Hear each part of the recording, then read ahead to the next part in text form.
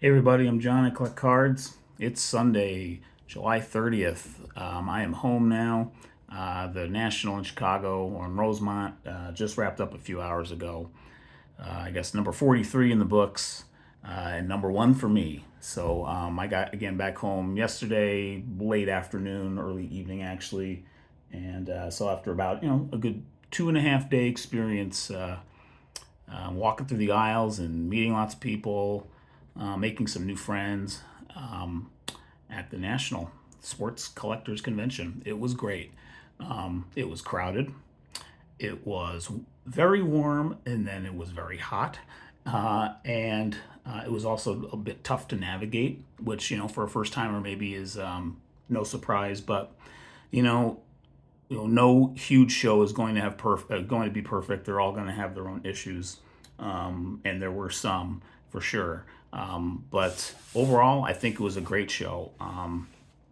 The dealers seemed to be, from my experience, everybody seemed willing, except maybe for very few exceptions, willing to do deals on listed prices. And it was, I enjoyed lots of great conversations with sellers and even a few people in the corporate side of things. Actually, I actually shared a drink in my hotel bar with a fanatic slash tops tech business side person, and we sort of talked a little bit of not necessarily shop for me, but I kind of knew exactly kind of where he was coming from and the work that he was doing or he does, and so we had a nice, actually about 20-25 minute conversation about the biz a little bit. So just about it mostly touched on dealers, the ever evolving dealer relationship with fanatics and how that's kind of changing. And he was kind of he's kind of a numbers guy, and is just kind of is involved in making sure it works for both sides, I guess. But obviously he was a fanatics, or he is a fanatics employee. But it was a very interesting conversation. So it was, got some interesting insights there. Again, about how that's evolving, which and in some ways is not really. It's not like I don't really have news to break, but I just wanted to share that we had an interesting chat. And then he was off to do a break, actually, of his own. He has like a private break Facebook group, which I joined, and I doubt I'll do one, but it was fun to meet him. So, and with that, I wanted to just really kind of go over really quick my Saturday pickups, which were very minimal, actually. I only was there for about an hour and a half. I did not get there right at VIP open. I got there closer to 10, actually. But the SGC line, I dropped off 5 more cards, which were all pickups that I had earlier at the National. And there was no wait, actually. I was able to get right to a laptop computer and start my submission process. And, I had them dropped off within 10 minutes. So it was, again, very, the SGC experience at the show was very good, seemingly. And let's hope that 5 to 10 business day take home offer does come through in the 1 to 2 weeks they are promoting. So I look forward to sharing those grades when they come in. So really quick, I picked up one vintage slab yesterday, which I hadn't really done, and I wanted to come away with one. I picked up this 1959 Topps Yogi Berra in a 4, and it's what I liked about it. It's nicely centered, actually. It's a little bottom, a little off-center bottom, but the left-right, it's a touch left. But overall, eye appeal is pretty nice on this. A little bit of mark, a little bit of kind of a print mark. You could sort of see some black dots there. But overall, pretty nice card for a 4, I thought. I probably paid on the top end of comps. The list on this was 85 I took it out of the bag it was in. He had it listed for 85. I offered 60, and I got to 70. So I got it for 70, which was definitely on the top end of comps. But the way I looked at it was, I actually offset this with some other things I'm able to sell as so I went ahead and did the VIP thing for the show, and they give you various promotional things, and this thing I'm about to ship off tomorrow to a seller. I sold this for 25 bucks in about 10 minutes when I put it on eBay on like Friday. I sold this little Bitcoin promotion card from the Cardsmith table. I sold this for 65 bucks in about 20 minutes on eBay. And this Panini promo pack with Bryce Young on the front, I just put a best offer on that. Started at 99 cents. Someone offered me 15 bucks. Yep, they got that. So all three of these will be going out tomorrow in the mail. So that's what, 90 bucks right there. No, 65, 20, 95 bucks, something like that. And then I'm about to, I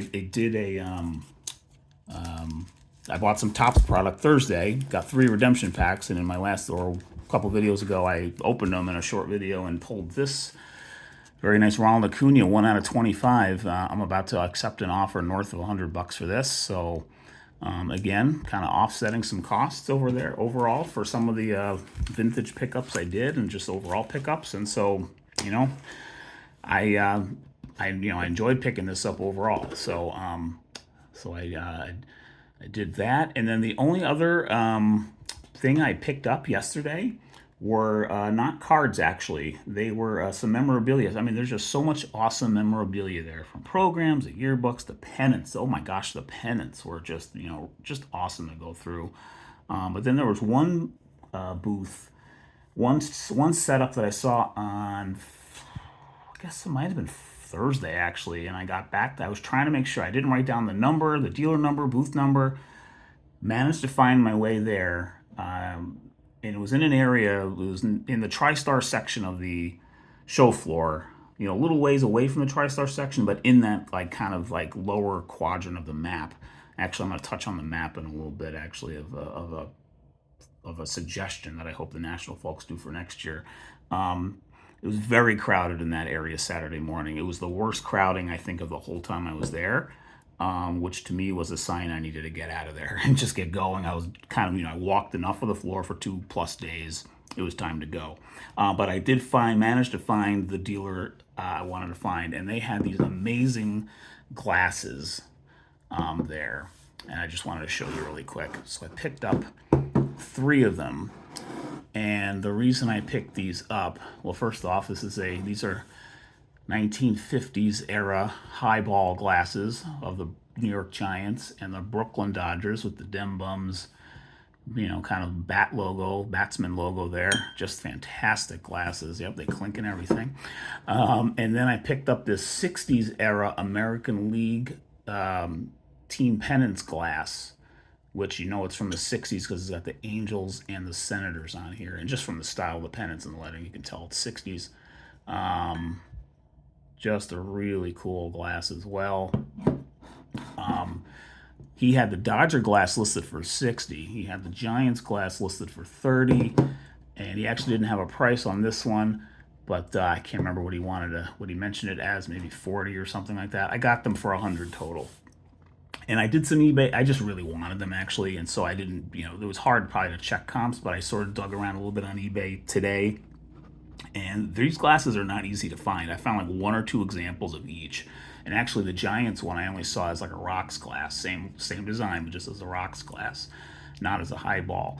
I saw another Dodger highball, maybe 2. One was selling for 100 listed, and another was maybe for 50, 60. I can't remember exactly. But overall, I think I got a halfway decent deal on these. They're overall really, the Dodger glass is in really nice shape. And the pennants glass is in really nice shape too. I'll just push that back a little. But we are wrapping up a basement renovation project here at home, and it includes a bar that we're putting in because we already had the plumbing down there that was used for kind of another purpose, but it really was underused since we've had the house. And so we're putting a bar in, and I don't know exactly how I'm going to display these because we don't have we didn't do open shelving, and we actually didn't put overhead cabinets in. We got 2 cats, and they roam around. So I have an idea for maybe how I'll put these on the countertop, just to kind of show off of maybe with these and some other kind of sport glasses. I don't have a big sports glass collection, but I just really love picking these up. It just sort of was on my mind, this would be a nice little, kind of finishing touch kind of thing for for the project downstairs. So however they're displayed, and they might not be highly displayed, but just knowing I have them, and I probably will never use them, but I just wanted to share those really quick. I think they're really cool. It was kind of a nice way to wrap up my first national show experience by picking up something, well, maybe not oddball, but highball. So a couple of last thoughts. I thought maybe I would turn the camera around, but and sort of share, but I'll just stay behind the camera for now. It was actually mail day when I got home. These arrived yesterday, I should say. A really nice TTM from Ted Kazansky, who's also in Michigan. I literally sent this out Monday, and it arrived yesterday. He turned this around in 5 days for me. He probably got it on Tuesday, and I think the postmark date was the 26th, so it literally was sent out Wednesday. So thank you, Mr. Kazansky, for this. He is 89 years old. Played several years for the Phillies. Really love that. He just happened to add that. So really cool to have that. And it's one of my older, in terms of cards. My oldest Topps issue card is 1956. I have two 57s now and a 56 autoed by certain players. So, and then this arrived also yesterday for my 1978 Hall of Fame Topps run. This was one piece of my goal at the show that just was totally lacking, and just there were really no 78 or mid to late 70s high grade slabs that were really out there. Maybe a few for Ryan, actually, that I did see. But I quickly realized that they're not going to be out, because the amount that the dealers needed to have their best stuff out, or they want to show off their best stuff at a show like that. And so obviously their booth space is so pricey, they got to make the most of it, and they can't put these things out even if they do have them. So I quickly realized that was probably not going to happen in terms of picking any of these up, which I did not. But it was nice to have this arrive waiting for me when I got home yesterday. Phil Niekro, Nolan Ryan, strikeout leaders in an 8.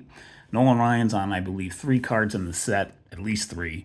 He's got a record breaker card and his regular base. And so I picked this up for, I can't remember the price, actually. I didn't look it up before I hit record. A little over 20. So I think with tax and shipping, it was maybe 26, 25 to 28, somewhere in that ballpark out the door for an 8. And for Ryan on it, I think it was a halfway decent pickup there. I'll show the barrel here really quick again. So just kind of final thoughts about the show. I'll try to keep them brief here. I was hoping to actually be done with the video already, but first off, if you followed along with my videos for the National and just overall, thank you very much for doing that. I really appreciate it. Hope to I wanted to share a first-time national goer's perspective and kind of his experience a little bit. Granted, I didn't do video footage from the show because I'm not really a video editor. It would just take me that much longer to turn them around.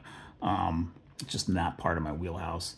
And so, but hopefully just kind of me describing what's going on, especially for folks maybe who've been there before and weren't there this year, just kind of what it was like. And so one thing I wanted to suggest to one thing that was sorely lacking to me was a interactive map of the show floor, especially because the show was so big.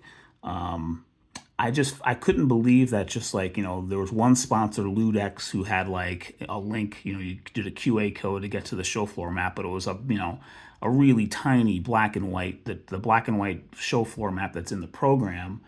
And, it's the zooming in and out is pretty primitive, and it was practically useless, frankly.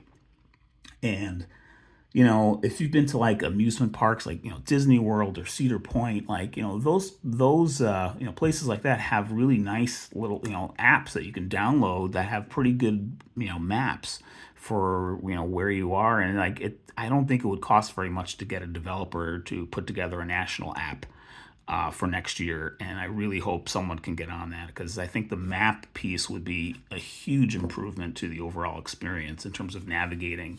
And they can build so much into that. They could probably if you maybe create like friend groups in there, so you can like keep in touch with each other through it, beyond maybe just text messaging, which is probably maybe fine. But I'm just throwing out thoughts about that. But An app for the National itself, I think, is highly needed and would probably improve the experience a lot, as great as the experience already was.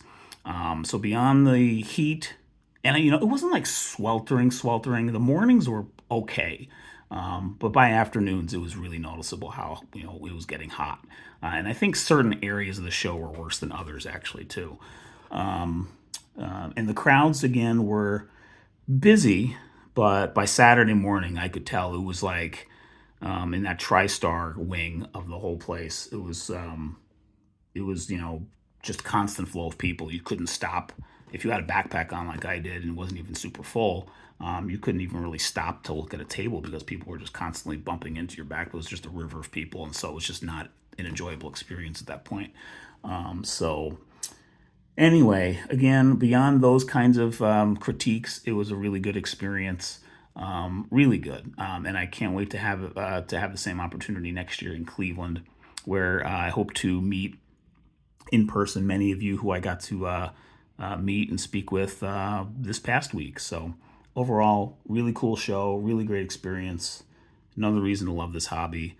And with that, I'll wrap up the video. Thanks everyone for watching again. Have a great week coming up back in reality, so to speak. Take care. See you on the next video.